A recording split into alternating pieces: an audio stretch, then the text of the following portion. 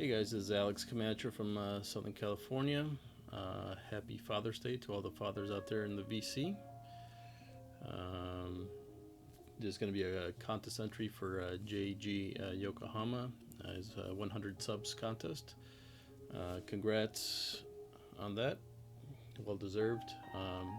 He's a channel that I recommended a couple of videos ago, maybe I think it was for Bill at the Viniverse's contest video.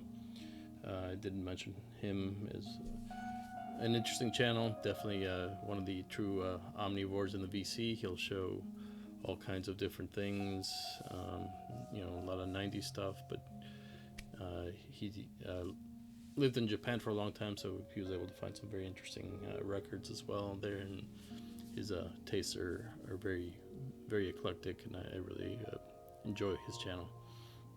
So definitely check him out and subscribe if you have not seen him. I think he deserves more of an audience. This is one I'm playing in the background. This is the latest Floating Points record.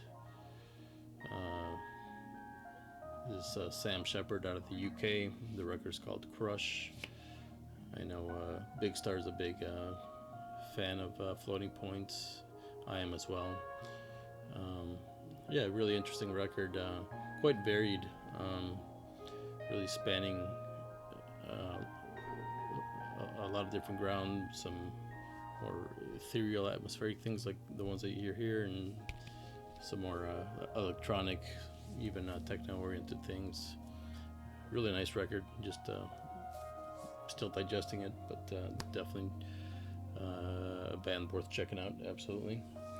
So anyway, the contest had just a handful of questions here. First one was show a record related to a sea animal.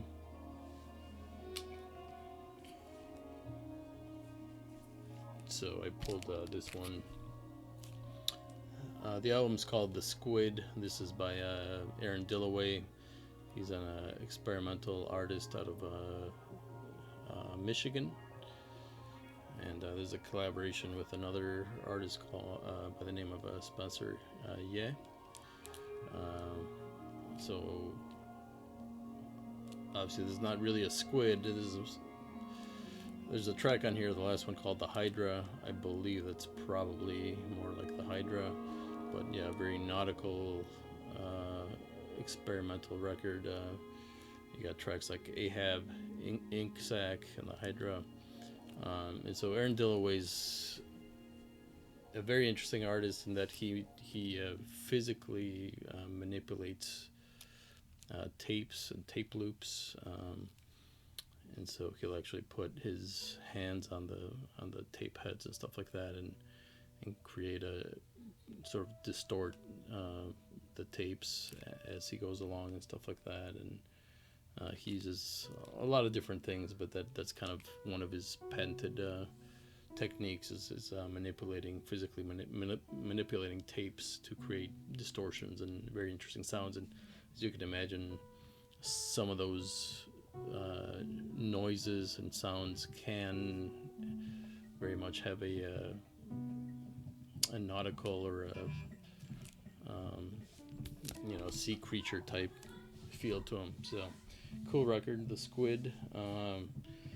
The next one, he wanted to show a record by a favorite Japanese artist. Of course, I did an unboxing video of this masterpiece by the Japanese percussionist Midori Takada.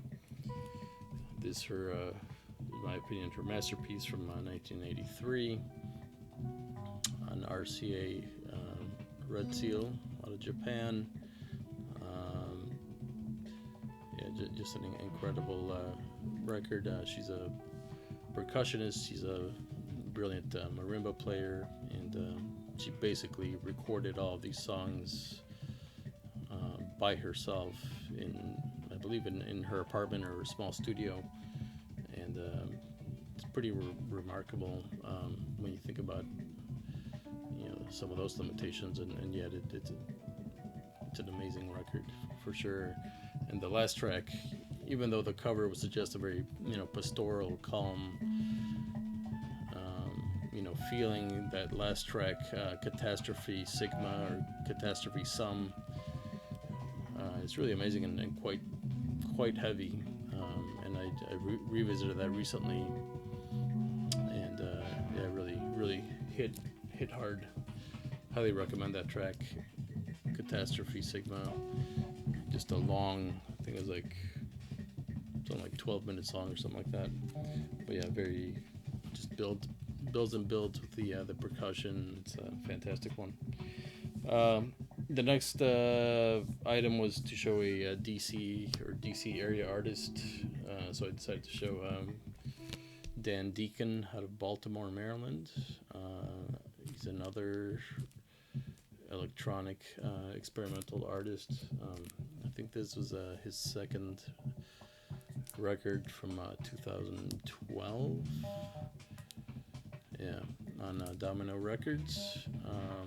This is a really good record. I need to revisit it a little bit more, but heavily influenced, I would say, by Philip Glass, and as the cover would suggest, very spacious, and the back cover as well. But you know, you basically have tracks, you know, that are, well, yeah, the track names are on the front here. Is a Monster, The Great American Desert, Manifest. So yeah, they're definitely very spacious, and like I said, very much influenced by Philip Glass. If you don't know Dan Deacon, highly recommend. This one and his first one are both absolutely fantastic. After that, I think it's got good records, but I don't know if I would recommend them as highly.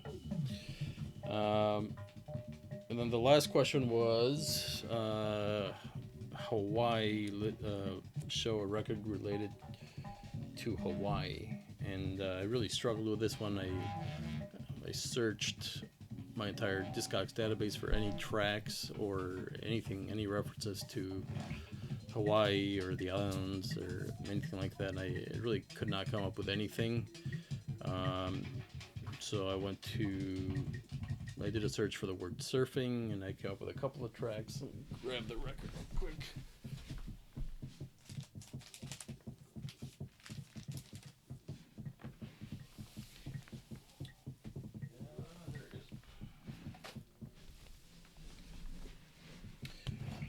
So the record is Killing Time by Massacre. This is the trio with Bill Laswell, Fred Firth on guitar, voice, and Fred Marr on drums and percussion. And so track 3 on side B is called Surfing. It's only like a minute and a half or so, kind of a throwaway track, but yeah, like I said, I was kind of stretching on this one. Hawaii, you know, I have music from Indonesia and other Pacific islands, but nothing on Hawaii specifically. So a bit of a stretch, but that's kind of what I came up with. Anyway, that's my entry. Congratulations on 100 subs. Hope everybody is well. Again, happy Father's Day. I will be playing this comp later today from Eric Dolphy. This is a record that my dad gave me a couple of years ago. It's basically like a 70s comp, which has it has Out There and Outward Bound on a 2LP gatefold thing. So yeah, and happy birthday, Mr. Dolphy, as well. So anyway, take care, guys.